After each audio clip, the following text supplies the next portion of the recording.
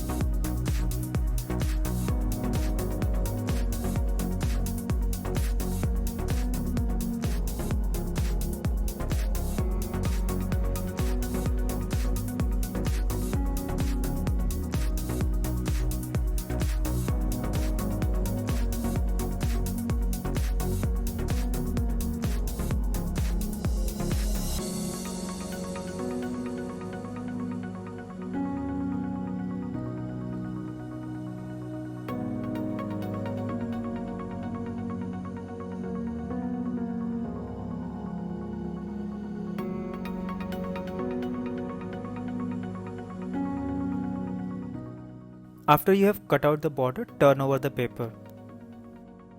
Considering this is a very intricate design, I would recommend that you do not try to remove the design in one go from the paper, rather than cut out small pieces of the surrounding white areas so that your design remains safe. And with that, our beautiful Dragon Seahorse is ready. I hope you guys enjoyed this paper cutting tutorial. If you guys like the video, then please do not forget to hit the like and share button. Also subscribe to my channel so that you can get regular videos on paper arts. I will see you guys very soon in my next video. Till then, take care, stay safe, and bye bye.